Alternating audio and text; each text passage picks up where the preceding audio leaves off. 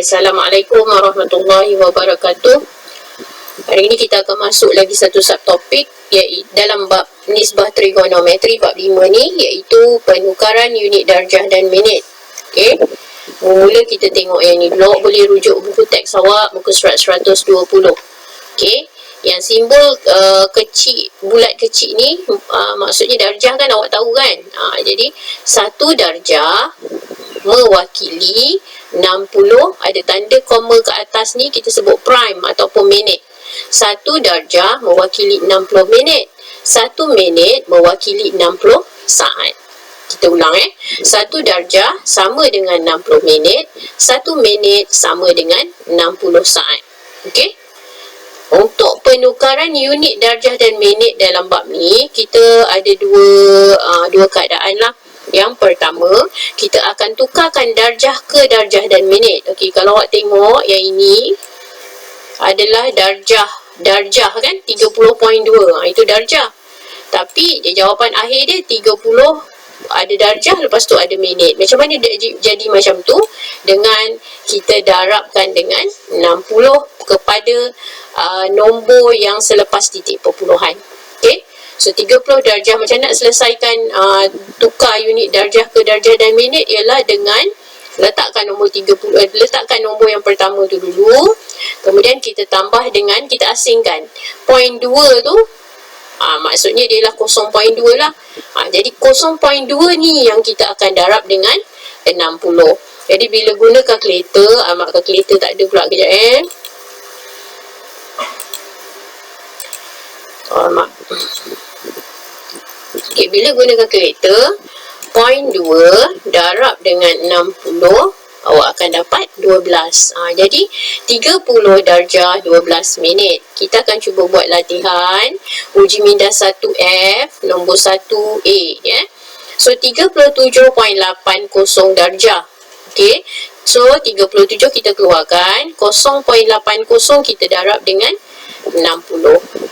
0.8 darab 60, awak akan dapat 48. Okey, jadinya dia sebenarnya adalah banyak gangguan pula. 37 darjah. Saya buat kat luar rumah ni. Tu dia ada bunyi motor lah 48 minit. Kan? Mudah kan? Okay, kita cuba lagi satu soalan. Soalan B pula.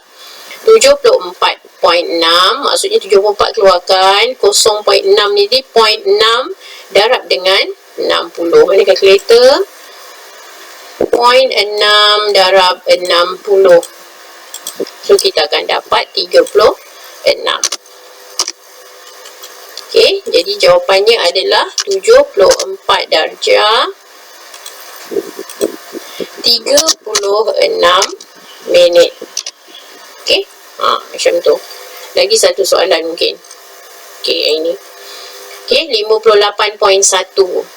Jadi 58 kita biarkan, kita letak. Kemudian point 1 tu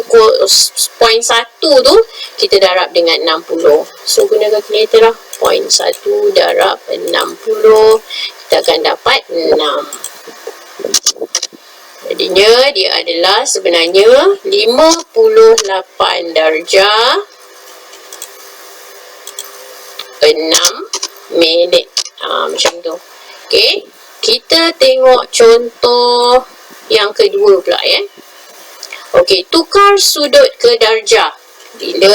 Bila kita nak tukar sudut ke darjah, ni adalah 43 darjah 30 minit, ada minit dia. Kita nak terus kita nak supaya jawapan tu dalam fully darjah, fully dalam bentuk darjah. Jadi nak buat macam mana? So 43 darjah tambah 30 minit kan. So 43 tu letak, okey, 30 minit ni yang kita perlu tukarkan dia kepada bentuk darjah. Jadi 30 kita akan bahagi dengan 60. Okey. 30 bahagi 60, kita akan dapat setengah. Kita nak dapatkan dia dalam bentuk perpuluhan, kita tekanlah shift sama dengan, kita akan dapat 0.7. 5. Jadi 43.5 darjah. Kita cuba soalan yang pertama, soalan daripada uji minda nombor 2A. 65 darjah 54 minit. Okey, nak tukar kepada fully darjah, di mana 65 letak, okey, 54 bahagi dengan 60.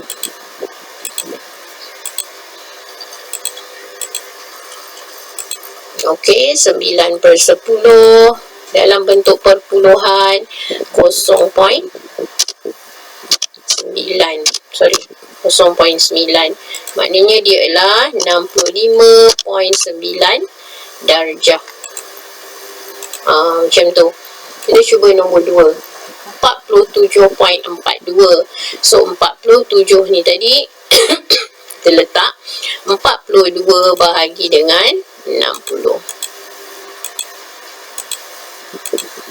60 kita akan dapat 7/10.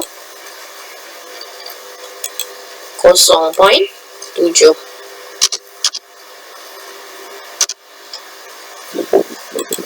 Jadinya dia adalah 47.7 darjah. Okey, boleh tak? Seterusnya. Okey, 18 pula. 18 darjah 12 minit. 12 minit tu yang bahagi dengan 60. So 12 bahagi dengan 60, kita akan dapat 1/5, iaitu bersamaan dengan 0.2. Okey, jadi dia sebenarnya adalah 18.2 darjah. Last one, 24.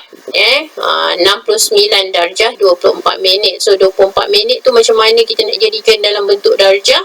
Kita bahagi dengan 60. So 24 bahagi 60, kita akan dapat 2/5, iaitu shift sama dengan 0.4.